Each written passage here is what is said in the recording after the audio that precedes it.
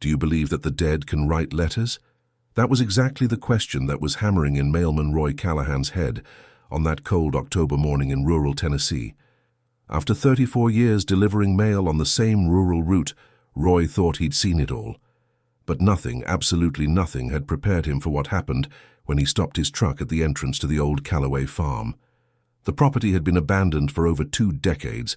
Roy knew this better than anyone. After all, he himself had stopped delivering mail there when Eleanor Calloway died in 2002. The house was empty, the windows closed, vegetation taking over everything. It was just another ghost town on his daily route. Or at least, it should have been. But that Tuesday, something was different. The red flag on the mailbox was up, the universal sign that someone had left a letter to be collected.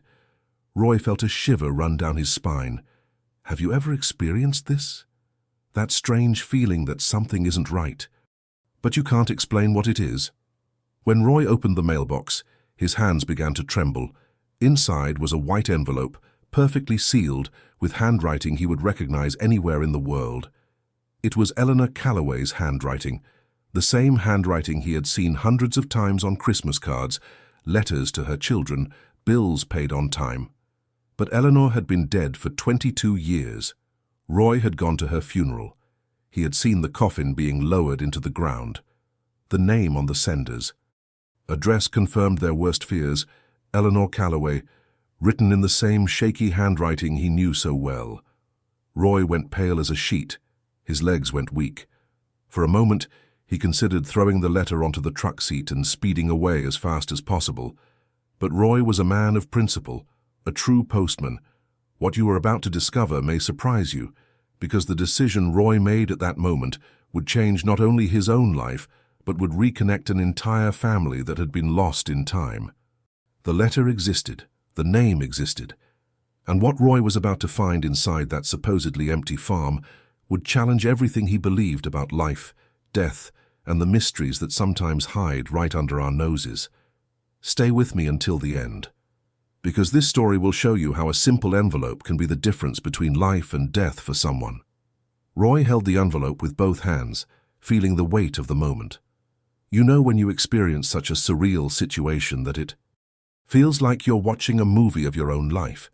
That's exactly what he was feeling. And if you're here watching this story with me, it's because you too have experienced inexplicable moments, the kind that make us question everything we think we know about the world. I know this topic resonates with you. Leave a comment below telling me what has resonated with you the most so far. Have you ever received a sign from the universe that left you speechless? Have you ever had that moment when you had to choose between moving forward or stopping to investigate something that seemed impossible? Tell us about it, because these experiences connect us in a unique way, and I'm sure your story will touch other people who are watching. And look, if you're feeling that little flutter in your stomach because of this story, leave a like now. Your participation here is what makes this channel grow and reach more people with this type of content. Each like is a way for you to say, this story deserves to be heard by more people.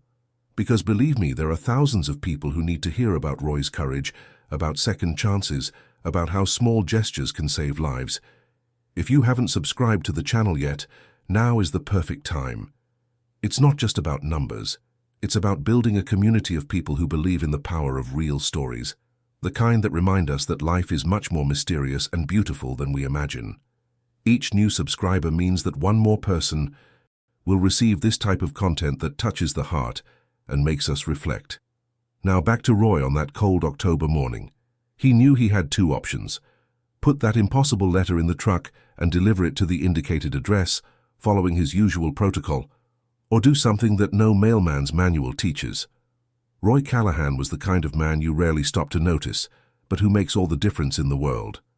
At 61, he had dedicated more than half his life to traveling the same 47 kilometers of dirt road in a rural Tennessee county. It wasn't glamorous, it didn't make the newspapers, but Roy knew that his daily journey was the invisible thread connecting families, businesses, and lives in that community forgotten by the big cities. During those 3 decades, Roy developed a unique mindset. He didn't see his job as just delivering mail. He had become the guardian of those people's stories. He knew every broken fence, every angry dog, every elderly person who anxiously awaited the arrival of the yellow truck. He knew when the Morrison family was experiencing financial difficulties by the number of overdue bills. He could tell when the Johnsons had reason to celebrate by the colorful cards that arrived from distant relatives. This transformation from a simple job into a personal mission happened gradually. Roy had started that route at 27, young and impatient, seeing only numbers and addresses. But over time he discovered something powerful. Each mailbox held pieces of the real lives of real people, love letters, medical results, photographs of grandchildren, condolence cards. Roy had become, without realizing it, the keeper of the behind-the-scenes of human life. The hidden truth behind Roy's dedication was simple. He never had a family of his own. He never married, never had children. That rural root was his family. The 127 mailboxes scattered across farms, ranches, and simple houses represented his adopted children, his emotional responsibilities. He knew the children by name, followed their growth through letters from universities, graduation photos, and wedding invitations. The impact of this dedication went beyond appearances. Roy had developed an almost supernatural instinct for sensing when something was wrong. An overly full box, a flag that should have been down, a dog that didn't bark as usual, small details that revealed big changes in people's lives. And so when he saw that red flag raised at the abandoned Calloway farm, every fiber of his being screamed that something extraordinary was happening. The decision Roy was about to make wouldn't just be professional, it would be deeply personal. Because for a man who had made that dusty road the center of his universe, ignoring a distress signal would be betraying everything he believed in. Roy knew his work was never about letters. It was about people. It was about being there at the exact moment someone needed him. And now, with that impossible letter in his hands, Roy was about to discover that some decisions can change the course of several lives at once. But Roy didn't yet know that inside that supposedly empty farm, someone was waiting. Calloway Farm wasn't just another address on Roy's route, it was the beating heart of that rural community. Spread across 80 acres of fertile land, the property had been for decades the perfect example of what country life should be like. Roy still remembered the early years of his career when he would arrive there every morning and be greeted by the comforting sounds of chickens pecking in the yard, cows mooing in the pasture, and children playing among the fruit trees. Eleanor Calloway was the soul of that place. A woman in her early 70s, with grey hair always styled in an impeccable bun, who greeted Roy on the porch with a warm smile and sometimes a steaming cup of coffee. She had the kind of presence that transformed any environment, a firm voice when she needed to solve problems, but a heart generous enough to open her home to any neighbor in need. Eleanor was the kind of person who made a difference without making a sound, shaping lives through small daily gestures. For years, Roy witnessed the prosperity of that family through the mail he delivered. Letters from colleges for the Calloways' 3 children, catalogues of seeds and agricultural equipment, wedding invitations, Christmas cards sent to dozens of relatives across the country. The Calloway Farm mailbox was always full, always busy, always full of life. It was the barometer of the vitality of a family that had deep roots in that land. But life has these brutal transformations that no one sees coming. Roy followed, through the silent background of correspondence, the gradual decline that began in the 90s. First, letters from the children became less frequent. Then the agricultural catalogues stopped arriving. Eleanor began receiving more medical appointments by mail. The prosperous journey of that family was coming to an end, and Roy witnessed each stage of this change. The final impact came in October 2002. Roy arrived at the farm and found a simple notice taped to the mailbox. Eleanor Calloway, 1928-2002. Mail should be addressed to... At that moment, Roy felt as if a part of his own identity had died along with it. Eleanor wasn't just a client. She had become an emotional anchor in his routine, a warm certainty amidst the harshness of farm work. The most painful revelation came in the following months. Eleanor's children quickly sold the farm and moved to big cities. No one wanted to stay. No one wanted to continue the legacy. The property that for decades had been synonymous with family and tradition simply fell silent. The windows were closed, the animals sold, the fields abandoned. In a few months, 80 acres of life were transformed into 80 acres of ghost town. For 22 years, Roy passed by that farm every workday, witnessing its slow decay. The paint peeling off the house, vegetation reclaiming the fences, the heavy silence of a place that had once been home. Roy's mindset toward that place had completely changed, from a symbol of prosperity to a melancholy reminder of how time can erase even the most special places. And that was precisely why finding that letter, with the name Eleanor Calloway, had shaken Roy so deeply. If you've ever lost a place that meant a lot to you, write memory in the comments, because some connections transcend even death. Now, Roy had to decide what to do when the impossible knocks on his door in broad daylight. Roy was driving on autopilot that Tuesday in October, as he had done for decades. The truck's radio played a soft country song, his experienced hands gripping the steering wheel with the confidence of someone who knew every curve of that dirt road. It was 9:47 a.m. when he approached Calloway Ranch, expecting to drive straight past, as he always had since 2002. But something made his foot instinctively press. The brake. The little red flag was raised. Roy blinked several times, thinking his eyes were playing tricks on him. That small metal pole, which had remained motionless for 22 years, now stood against the grey sky like a distress signal. In the practical mind of any postman, a raised flag means one simple thing: someone has put out mail to be collected. But there, in that abandoned place, that logic made no sense whatsoever. Roy felt his heart race.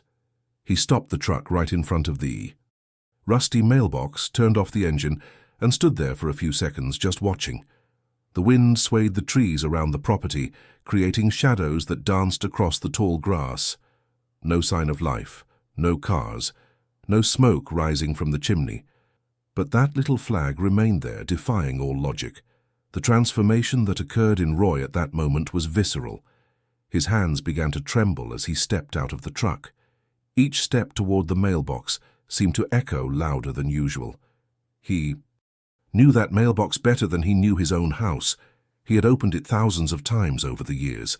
But now, lifting that heavy metal lid seemed like the most terrifying decision of his life. When Roy finally opened the box, the world seemed to stop. Inside was a plain white envelope, nothing special about it. But when he picked it up and turned it over to see the sender, his legs almost gave way. Written in the shaky handwriting he knew perfectly was the name Eleanor Calloway.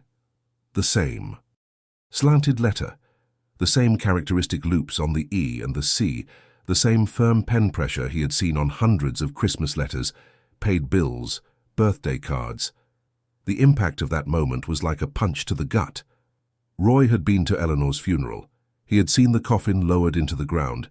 He had delivered dozens of condolence cards to that same mailbox weeks after her death.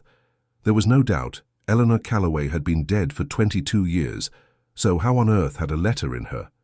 Handwriting ended up there? Roy turned the envelope over with trembling hands and saw the recipient, an address in Nashville, Tennessee. The handwriting was equally familiar, the same calligraphy that had filled envelopes for decades. Every curve, every detail, every peculiarity of that writing was etched into Roy's memory like a fingerprint. It wasn't a forgery. It wasn't a coincidence. It was impossible, but it was real. Roy's journey as a mailman had prepared him for many unusual situations, but never for anything like this. He stood there holding the envelope, feeling as if his entire understanding of life and death was being questioned. The inner workings of his rational mind screamed that there was a logical explanation for it. But his heart, which had learned to trust the signs over so many years, whispered that something extraordinary was happening. In that heavy silence of the rural morning, Roy knew he had two options, and the choice he made would determine whether this story would end as just another ordinary workday. Roy returned to the truck with the envelope in his hands, but instead of putting it in the mailbag and moving on to the next address, he simply sat there, staring at that impossible letter. The protocol was clear: collect, deliver, move on. In 34 years of his profession, he had followed this rule thousands of times without question. But now, for the first time in his career, Roy felt that the rules didn't apply. The transformation happening within him was profound. His practical, postman-like mindset clashed directly with something far more primal, that human instinct that alerts us when something is deeply wrong. Roy knew the difference between curiosity and need. This wasn't just curiosity, it was an urgency he couldn't explain, but which he felt in his chest like a constant pressure. For 15 long minutes, Roy stood there, glancing alternately at the envelope and the abandoned Calloway farmhouse. His rational mind listed all possible explanations. Perhaps someone was using the property illegally. Perhaps it was a nasty prank. Perhaps he was going mad after so many years on the same route. But the more he tried to rationalize, the stronger that sense of urgency grew. Roy's professional journey had taught him to read signs. Overflowing mailboxes indicated family problems. Piles of medical mail meant health emergencies. Stacks of collection letters revealed financial difficulties. Over the years, he had developed an almost supernatural ability to detect when something was wrong in people's lives just by observing their mail. And now, all those years of experience screamed the same thing: someone needed help. The emotional impact of that moment was devastating for Roy. He began to imagine scenarios. What if someone was trapped inside that house? What if it was an elderly person, perhaps a relative of Eleanor's, who had returned to the property and couldn't get out? What if it was someone in a confused state, writing letters and believing they were Eleanor? Each possibility that crossed his mind was more disturbing than the last. But there was also a possibility that Roy didn't want to admit even to himself. What if there was no logical explanation? What if that letter was exactly what it seemed to be? His rational mind completely rejected this hypothesis, but a deep part of his soul whispered that there are mysteries in the world that go beyond our comprehension. The final decision came when Roy looked at the envelope and read again the name Eleanor Calloway, written in that familiar handwriting. At that moment, he realized something fundamental. It didn't matter if it made sense or not. It didn't matter if he was following protocol or not. What mattered was that, for decades, Eleanor had trusted him to handle her mail. And if, in some inexplicable way, she needed him again, Roy wouldn't be the kind of man to turn his back on her. The inner workings of his personality were revealed at that moment. Roy was, above all, a man of principle. Not the principles written in corporate manuals, but those deep principles that define a person's character. He had spent his entire life genuinely caring about the people he encountered. He wasn't going to stop now. Roy tucked the envelope into his shirt pocket, climbed out of the truck, and began walking toward the abandoned house. Each step was a revelation about who he truly was. Not just a mailman following rules, but a human being, responding to a call that transcended any professional protocol. If you've ever had to choose between doing what's safe and doing what's right, write courage in the comments, because sometimes we need courage to do the right thing. When Roy arrived at the front door of the house, he had no idea that he was about to discover a truth that would change not only his life. The walk to the front door seemed to last an eternity. Roy felt each step echo on the wooden floor of the porch, which creaked under his weight, as if waking from a decades-long sleep. His hands trembled as he approached the front door and noticed something that made his heart stop for a second. It was ajar. Not wide open, but open enough to reveal a dark crack into the house's interior. The visual impact of that moment was overwhelming. Roy gently pushed open the door, which groaned on its rusty hinges, and was immediately struck by an unmistakable smell: accumulated dust, old wood, and something more subtle. The aroma of a house that hadn't been completely abandoned. It was different from the dead smell of an empty place. There was a residual energy there, as if someone had been present recently. The interior of the house was a haunted museum of the past. Furniture draped in white sheets cast ghostly shapes in the dim light. Sunlight filtered through the dusty windows, creating golden beams that illuminated particles of dust dancing in the air. Roy walked slowly through the living room, observing the details that time hadn't completely erased. Photographs still hung on the walls, black and white portraits of the Calloway family in happier times. The journey through the house was a trip back in time. Roy recognized the sofa where Eleanor used to sit reading mail, the table where she signed Christmas cards, the bookcase with cookbooks she consulted before preparing those famous pies from the region. Each object carried the memory of a life lived, of a family that no longer existed. But there was something unsettling about the scene. Subtle signs of recent occupation, a clean cup on the kitchen sink, a chair slightly out of place. It was when Roy went to the back of the house that the revelation occurred. In what had once been Eleanor's office, he spotted a figure that made his world completely stop. Seated in a wooden rocking chair, with her back to him, was an elderly woman, grey hair tied in a loose bun, shoulders hunched with age, hands resting in her lap. For a terrifying moment, Roy thought he was seeing a ghost. The transformation that occurred in Roy's mindset was instantaneous and brutal. All his logic, all his rationality, all his understanding of life and death collapsed in that second. He stood paralyzed in the doorway, unable to breathe properly, unable to process what he was seeing. The woman rocked gently in her chair, and Roy could hear the rhythmic creaking of the wood against the floor. Then she spoke. Without turning around, in a tired but undeniably real voice, she said, "It took a little longer than I expected." The words echoed through the room like a whisper from another world. Roy felt his legs go weak. That voice had a Tennessee accent, the slow, gentle cadence he associated with Eleanor, but there was something different. It was more fragile, more broken by time. The woman finally turned around, and Roy saw her face for the first time. It wasn't Eleanor, but there were unsettling similarities. The same faded blue eyes, the same delicate bone structure, the same nose shape. It was like looking at an older, frail version of Eleanor, or perhaps a very close relative. The revelation that he was a real person, of flesh and blood, was both a relief and a new mystery. "Did you bring my letter?" she asked, extending a trembling hand toward Roy.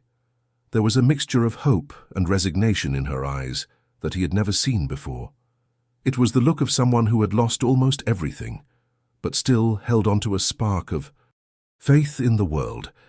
Roy knew he needed answers urgently, but first he needed to find out who that woman was. Roy pulled the envelope from his pocket with trembling hands and slowly approached the rocking chair. The woman looked up at him, and at that moment the whole mystery began to unfold. She smiled with a sweetness that broke Roy's heart, a smile that carried decades of loneliness and a hint of hope he couldn't yet comprehend. "My name is Ruth," she said softly, each word spoken with the care of someone who knew these might be the last important conversations of her life. "Ruth Calloway. Eleanor was my aunt." The revelation hit Roy like a thunderbolt. In all his years delivering mail to the Calloway farm, he had never heard of a Ruth. He had never seen a letter addressed to her, never heard Eleanor mention a niece. Roy's understanding changed gradually but devastatingly. Ruth began to tell her story with the patience of someone who had kept those secrets for too long. She had been raised away from her family in an orphanage in Alabama after her parents died when she was a child. Eleanor was the only relative who sought her out, who visited her, who genuinely cared. During Ruth's adolescence, the farm had been her refuge during school holidays, the only place in the world where she felt truly loved. "When I turned 18, Eleanor wanted me to come live here," Ruth continued, her eyes lost in memories. "But I was young. I wanted to see the world, to see big cities. I said I'd come back, but life happened." Ruth's journey had taken her to Nashville, where she worked as a nurse for decades, caring for others, but never starting a family of her own. She kept in sporadic contact with Eleanor through letters, but over time communication dwindled. The emotional impact of the story became even heavier when Ruth revealed the hidden truth behind her return. 3 weeks earlier, at 84 years old, she had received a terminal diagnosis. Advanced cancer, only a few months to live. Alone in the world, without close relatives, without children, She had made a decision that no one could understand, to return to Calloway Farm to die in the only place where she had truly felt at home. "I don't have a car. I don't have a cell phone. I didn't tell anyone where I was going," Ruth confessed, her voice heavy with serene resignation. "I took a bus to the nearest town and walked the rest of the way. I went in through the back door that Eleanor always left unlocked for emergencies. I just wanted to stay here a little while, to remember what it was like to be loved." Ruth's perspective on death was both unsettling and poignant. She had returned to that farm not to ask for help, but to make peace with herself. The letter she had written wasn't a plea for help. It was a farewell letter to a former co-worker, the only person who still maintained sporadic contact with her. Ruth had raised that little red flag, thinking that perhaps someone, someday, would pass by and find the letter after she was no longer there. "I didn't expect anyone to still take this route," she admitted, looking at Roy with a gratitude he could physically feel. "It had been so long since Eleanor died. I thought no one passed this way anymore." The most poignant revelation came when Ruth explained that she had sat in that rocking chair for days, watching the road, waiting for someone to appear, not to save her, but simply to deliver her last letter. The inner workings of Ruth's mind revealed a profound loneliness, but also an impressive dignity. She had chosen to die in the place where she had been happiest, surrounded by memories of Eleanor, family photographs, and objects that represented love and comfort. It was a courageous decision and at the same time terribly sad. Roy realized at that moment that he had stumbled upon something much bigger than a simple mail delivery. He had found a lost soul who had returned home to die in peace, but who perhaps still had a chance to live. If you've ever felt completely alone in the world, write home in the comments, because we all need a place we can call home. But Roy wasn't the type of man who would simply hand over the letter and leave, abandoning Ruth there alone to face her final days. The transformation that occurred in Roy at that moment defined exactly who he was as a human being. Without hesitation, he took his cell phone out of his pocket and called emergency services. His voice was firm as he explained the situation: an elderly woman alone needing immediate medical attention at Calloway Farm. Ruth tried to protest, saying she didn't want to bother anyone, but Roy held her hand with a gentleness she hadn't felt in decades. "You're not bothering me," Roy said, looking directly into her eyes. "You're being taken care of." In those 20 minutes waiting for the ambulance to arrive, Roy did something that went far beyond his professional obligations. He simply stood there, listening. Ruth talked about her years as a nurse, about the patients she had cared for, about the lonely nights in Nashville when she wondered if anyone would miss her when she died. The emotional journey of those moments was intense for both of them. Roy realized that Ruth wasn't just physically weak, she was spiritually exhausted. Decades of loneliness had eroded her will to live. But as she spoke, holding Roy's calloused hand, something began to change in her eyes. It was as if she were remembering what it meant to have human connection, what it was like to be seen and valued by someone. When the paramedics arrived, Ruth was visibly stronger. She squeezed Roy's hand before being placed on the stretcher and whispered, "Thank you for seeing me." The doctors confirmed what Roy already suspected. Ruth was dehydrated, malnourished, and in poor overall condition. A few more days alone in that house could have been fatal. The impact of Roy's intervention had literally saved a life. But Roy's story as a hero was only just beginning. While the ambulance took Ruth to the hospital, he didn't simply return to his delivery route. Roy's mindset had completely changed. He knew that finding Ruth hadn't been a coincidence, it had been a calling, and he wasn't going to ignore that calling halfway. That same afternoon, Roy did something he had never done in his 34-year career. He used old postal records to track down Eleanor Calloway's children. The hidden truth behind that search was that Roy had kept information about every family on his route over the years, not out of curiosity, but out of genuine care. He had an extraordinary memory for details that mattered. The behind-the-scenes details of this investigation revealed the extent of Roy's dedication. He called former neighbors, consulted public records, and even visited the cemetery where Eleanor was buried to verify information on the tombstone. He discovered that Eleanor's two children, Michael and Sarah, lived in Nashville, coincidentally the same city where Ruth had spent most of her adult life. The revelations Roy uncovered were both poignant and disturbing. The Calloway family had disintegrated after Eleanor's death, not for lack of love, but for pride and resentment. Michael and Sarah had fought over the inheritance, over who would take better care of the farm, over the future of the property. In the end, neither of them stayed, and both carried guilt for having abandoned the place that meant so much to their mother. Roy found Michael's number first. The conversation was difficult at first. Michael didn't understand why a mailman was calling about old family matters. But when Roy mentioned Ruth, there was a long silence on the other end of the line. Michael vaguely remembered a distant cousin Eleanor sometimes mentioned, but he had never met her in person. Roy's decision on that phone call was courageous. He told the whole story. Ruth, the illness, the loneliness, the return to the farm, the desire to die peacefully in the only place where she had felt loved. Michael began to cry on the phone. Sarah, when contacted, reacted the same way. Within hours, they were both driving from Nashville to the hospital where Ruth was admitted. The impact of what Roy had done was far greater than saving a life. He was rebuilding the bonds of a family that had been lost over time. He had become the invisible link between people who needed each other, but whom pride had kept apart for decades. Roy knew his part in this story was far from over, but he couldn't imagine how that family reunion would transform not only Ruth's life. The reunion took place 3 days later, on a rainy October afternoon at the hospital.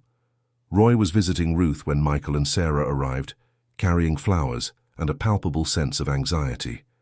The transformation that occurred in that hospital room was something Roy would never forget. Ruth, who had spent weeks preparing to die alone, suddenly found herself surrounded by family she thought she had. Lost forever. Michael, a 58-year-old man with the same blue eyes as Eleanor, approached the bed with tears in his eyes. "Cousin Ruth," he said, his voice choked. "I remember Mum talking about you when we were children." Sarah, 2 years younger, held Ruth's hand as if it might vanish at any moment. "Why did you never look for us?" she asked, but without judgment, only with deep sadness. The emotional journey of that reunion revealed layers of pain and love that had been buried for decades.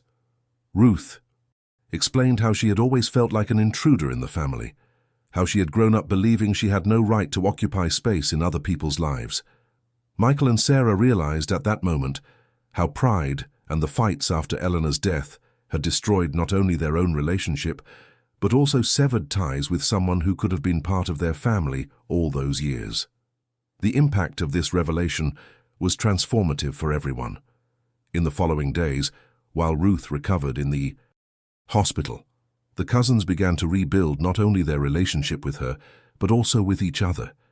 Michael and Sarah had spent 22 years without properly speaking to each other, only meeting at funerals and obligatory family engagements. Ruth became the catalyst that forced them to confront how much time they had wasted fighting instead of loving each other. The decision that changed everything came when Ruth was discharged from the hospital. Instead of returning to Nashville alone, Michael and Sarah suggested something unexpected, cleaning up the Calloway farm and transforming it back into a home, not to sell, not to abandon, but to live in. Ruth would stay with them, and they would take turns caring for her and the property that had meant so much to Eleanor. Ruth's outlook on life changed completely in the following weeks. The farm, which had been her chosen place to die, became her reason for living. The three cousins spent weeks cleaning, organizing, removing dusty sheets. From the furniture, washing windows, and tending to the garden that Eleanor loved so much. Roy visited regularly, always amazed by the transformation he witnessed not only in the property, but in the people. Behind the scenes of this renovation, something beautiful was revealed. The farm was literally coming back to life. Open windows let in sunlight that hadn't illuminated those rooms for decades. The smell of dust was replaced by the aroma of fresh flowers and freshly brewed coffee. Voices and laughter echoed through the corridors that had known only silence for so long. On a golden November afternoon, Ruth asked to speak with Roy privately. She had visibly strengthened, gained weight, regained color in her face, found a sparkle in her eyes that he hadn't seen during that haunted first meeting. Ruth held a white envelope in her hands, and Roy immediately recognized the handwriting. It was hers, but firm now, without the trembling of weakness that characterized the original letter. "Roy," she said, handing him the envelope, "you delivered my letter that day. Today I want to deliver a letter to you." The name Roy Callahan was written on the envelope in careful, affectionate handwriting. Roy opened it with trembling hands, and when he read the contents, tears immediately began to stream down his face. Inside was a simple phrase, but one that carried the weight of a complete transformation. "You gave this before. This time, I'm giving it back. My life." Roy couldn't speak. He embraced Ruth with the tenderness of one who embraces something very precious, and they both wept. He with profound joy, she with infinite gratitude. The hidden truth at that moment was that Roy had saved much more than just one life. He had rescued an entire family, reconnected people who had become lost in grief, and restored meaning to a place that had been abandoned by lovelessness. If you've ever been the reason someone decided to keep living, write "reborn" in the comments, because sometimes we are the answer to someone else's silent prayer. But the story doesn't end there, because the impact of what Roy did that October day would spread far beyond Calloway Farm. 6 months after that day that changed everything, Calloway Farm was unrecognizable. What had once been a monument to abandonment had transformed into a symbol of renewal and hope. Ruth had not only survived the terminal diagnosis, she was thriving. Doctors couldn't fully explain the improvement in her condition, but Roy knew the cure had come from something no medicine could offer: the feeling of belonging, of being loved, of having a purpose. Ruth's transformation was just the beginning of an extraordinary domino effect. Michael and Sarah, who had spent 2 decades avoiding deep conversations, now spoke almost every day. Michael had moved back to Tennessee to be closer to the farm, and Sarah visited every weekend with her teenage children, who now knew the family history and had a real connection to their roots. Roy's journey had also changed in ways he never expected. The story spread through the small rural community, and he began receiving letters from people who had been touched by the narrative. Some shared their own experiences of loneliness, others spoke of missed opportunities to help someone. Many simply expressed gratitude that people like him existed in the world. The most profound impact, however, came when Roy began to realize that his mindset toward his job had been forever transformed. He had always been a dedicated mailman, but now he saw himself as something much greater, a guardian of human connections, a trained observer to detect when someone needed help, a link between lives that might be getting lost in loneliness. The revelations that emerged in the following months were poignant. Roy discovered there were other Ruths on his route, elderly people who had stopped receiving mail regularly, mailboxes that remained full for days, subtle signs that someone might need attention. He began paying even closer attention to these details, and on 3 separate occasions, his vigilance resulted in interventions that saved lives or improved situations of neglect. The hidden truth behind this story is that it could have ended completely differently. Roy Callahan could have thrown that letter in the truck and moved on. It was just another envelope, another routine task on an ordinary workday. But he stopped. And sometimes, stopping for a second is literally all someone needs to survive. The inner workings of the human mind reveal something powerful. We all experience moments when small signs appear before us. A red flag raised in a situation that doesn't make sense. A cry for help disguised as casual conversation.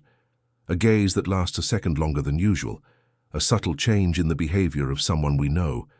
How many times do we ignore these signs because they seem too small to matter? The transformation Roy experienced was recognizing that there are no coincidences. There are opportunities to make a difference that present themselves to us in packages that sometimes seem insignificant. That impossible letter wasn't just an envelope with a dead woman's name on it. It was a cry for help wrapped in mystery, a second chance disguised as impossibility. How many red flags pass through our lives without us getting off the truck? How many times do we choose practicality over curiosity, efficiency over compassion, Protocol over humanity. Roy's decision reminds us that heroism doesn't need a cape or superpowers. Sometimes, heroism is simply choosing to investigate instead of ignoring, to stay instead of leaving, to care instead of protecting oneself. The emotional journey of this story teaches us that each of us has the power to be Roy in someone's life. We all have our daily routines, our protocols, and all of us, at some point, will encounter our version of the impossible letter, that situation that doesn't make sense but whispers that someone needs us.